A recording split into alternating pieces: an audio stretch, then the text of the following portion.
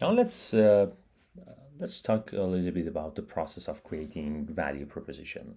When we have an idea in mind, and as I mentioned before, when we have those three assumptions, uh, who's the user, what's their problem, and more importantly, what would be our solution to address that problem. We usually create a value proposition. Okay, and here I want to show you this process of value proposition, how to create value proposition, basically, and it's based on the process actually introduced in this book, UX strategy.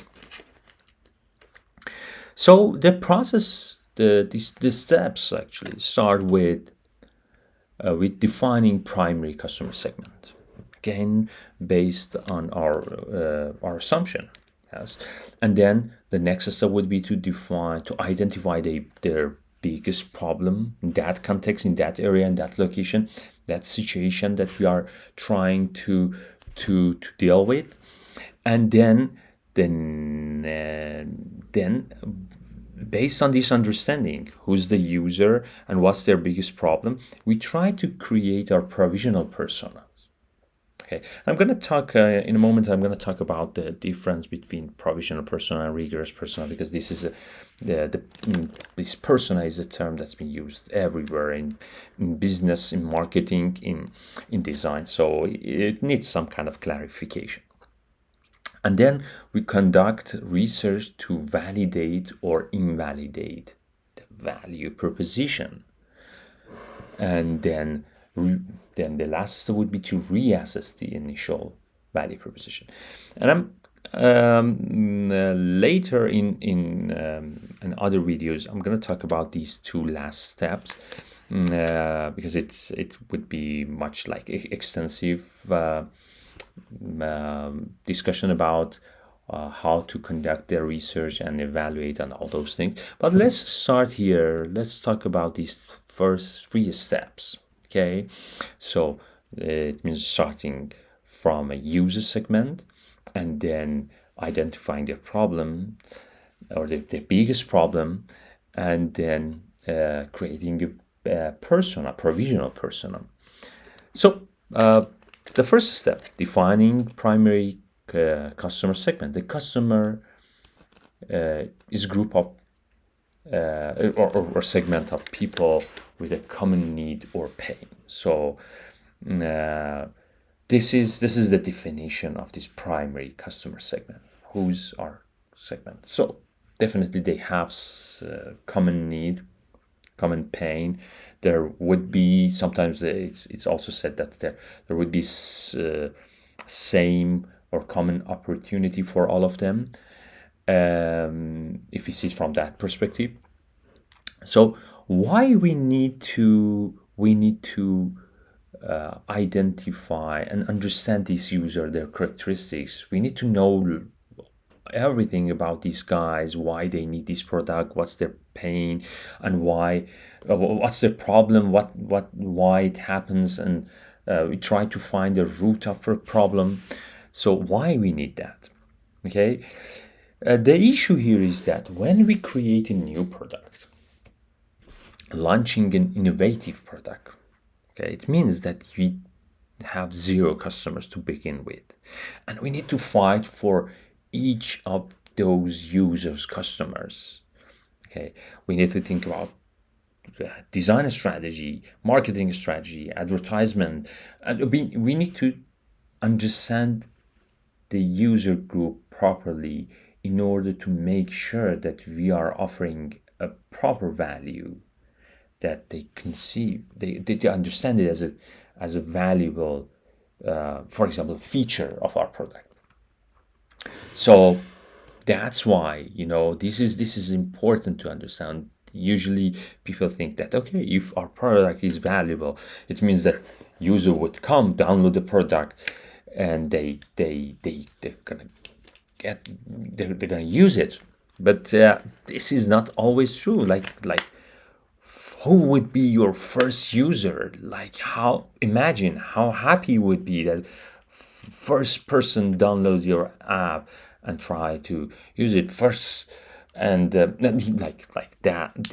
That's why this identifying user is very important, because if we understand our user, we can tailor and customize the value proposition to that user's need. Okay, and here are a couple of examples. Facebook, for example, started at Harvard University. Students of Harvard University that were primary customer segment. Or Airbnb, Democratic National Convention. Tinder, student at the University of Southern California. So what we see here is the same pattern for all these successful products.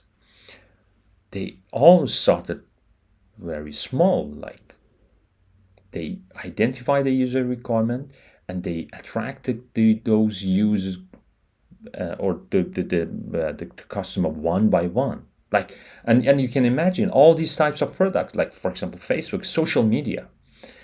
If you go to social media, there's no user there, doesn't make sense. I mean, there should be some people there, so you need to be in contact with those people and create a kind of community of people who are using as the first users of the product to begin with. Airbnb is the same. Like, if you couldn't find people as hosts, then there wouldn't be users as guests. So how to attract those host people and ask them to list their places there, for example. The same with Tinder. So all these products could be any other digital product. They need to start from a minimum number of people, and that's very hard to get, like the users. I mean, so okay, let's say we identify our primary customer segment now, and all their characteristics, their requirements, and everything. Now, how to identify their biggest problem? Okay, so there are different ways. Like we started with some kind of assumptions, basically. Like usually projects started with assumptions, but then you need to validate that, okay? And you need to come up with some specific statements that, okay, this is a statement that describes my user. This is a statement that describes a problem. This is a statement that describes explains how my solution and how it works, okay? And then all these things should be proved true before moving forward with our design process. And here's the pro tip. Don't build your product's UX around the value proposition unless you have tangible evidence that people will want the product. That's why if I go back here, that's why we conduct this user research to validate our initial value proposition, basically. Okay, so our value proposition basically would be kind of made up on top of those specific statements about users, problems, or solution. Okay, how to approve assumptions about the user's primary customer segment's problem. We're gonna get to that. We're gonna talk about it in the next videos. But to begin with, first of all, don't believe your own hype. Approach every new product or project like an experiment. Be open to what's happening. Like, you conducted user research, you get some uncertain approval from your test participant, your interview participants. So you should be really suspicious about the future of your product, because you get that strong confirmation that your idea is going to work. Okay, that's the reason. Think about your project, your product, your idea as a kind of experiment. If this idea wouldn't work, let's move on. Let's find a better idea. Let's find another user group. Let's try to address another problem. Okay, don't get attached to your idea emotionally. Yeah, and experiment and validate with real potential users. Don't ask your family members, your friend, your spouse, your people around you who don't dare to break your heart, because you'll be heartbroken later when you spend a lot of time designing, launching your product. Okay, so try to find some unbiased users, real user who really experience that situation, that problem, that pain, and ask them if your solution is a good one or not. Okay, you might find in your interview, for example, you might find some people who are not real users of that the product, and they might say that, okay, I've heard from a friend that, oh, okay, that doesn't work if they are not the first-hand users of that product, or they haven't experienced it at first hand, that pain. I mean, their idea is not usable. I mean, it's worthless, basically. Okay, and step 3, create provisional personas. Okay, and here we want to talk about why we create provisional persona like this. If I go back here to show again, this provisional persona comes before user research, before your validation. So usually it's like that we do some kind of research, we conduct a research, collect information, and based on that we create our user model persona. Okay, but why here is different? Why we have creating persona before doing our research? And that's why we have this word provisional persona here. Okay, because simply provisional persona is different from rigorous persona. Like provisional persona would be created in order to help us to find good and user, like relevant user to our solution, to the problem, to the research, to the project. Okay, so if we have a provision persona, we wouldn't go just out there and find somebody and ask them the question. We have some criteria in our provision persona. So this guy should be on a tight budget. This guy should be super busy. This guy should be in this age range. This guy should be interested in these types of things. And that's how we understand that, okay, this is a real potential user of our product. Okay, so first of all, like the persona is a modeling tool that help us to capture users' information and characteristics. Okay, provisional persona is built based on our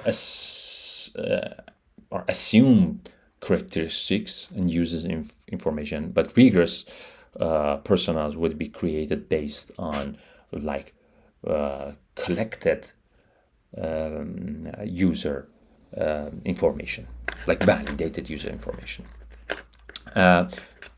Good thing about persona is easy to create, easy to make, easy to understand, and easy to use. Okay, there's no complexity here. It's pretty much simple. The application is to inspire the product stakeholders and align the team members. Like everybody would understand that, okay, these are the characteristics of the user that we are trying to address, to create a product for. Okay, that's the reason it's very important, because usually it's like that each team member has a different imagination about the user, different understanding and impression about the user characteristics. So here, if we create a persona, then everybody would be on the same page. And each represents a user segment. So what does it mean? It means that we create more than one persona, like usually. Because our user might be in different age range, different budget, different interests, different characteristics. Some of them need some kind of special treatment. Some of them might need like some kind of inclusive design considerations, and so that's the reason we need to create different personas to represent these different user groups. So provisional persona, to collect and present the assumptions you are making about your primary customer segment. That's the goal. And all information will be contextualized to the hypothesized customer and relevant to the value proposition. I believe I explained this just now. But what are the sections of this persona? Easy, simple, name and a snapshot on top, descriptions, behaviors, and needs and goals. There are 4 sections, and here again you can find examples from this book. Figure 3, 4 from the book represent Jennifer as our persona, a value conscious bride to be, and it's created by a student if you read that book. And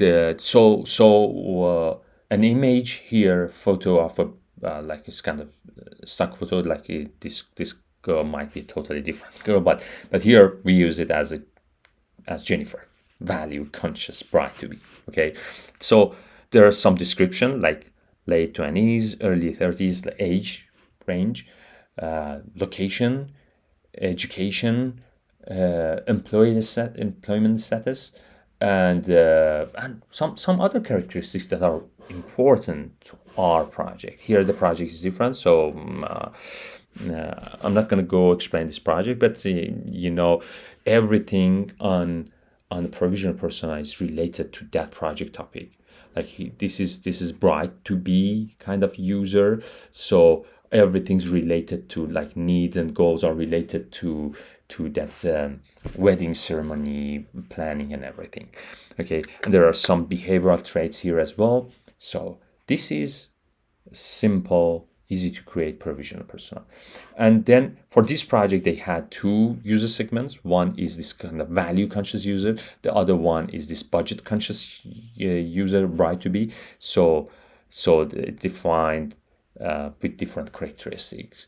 But these things would help the user, the researcher basically, to identify the right person to interview with. So that's the reason we create these kind of provisional persona. Okay, so these were like our 3 steps that we needed to consider in order to create our value proposition. But we also need to talk about how to conduct the user research and how to reassess our initial value proposition based on the user insight. But that's a topic for another video. So that's it.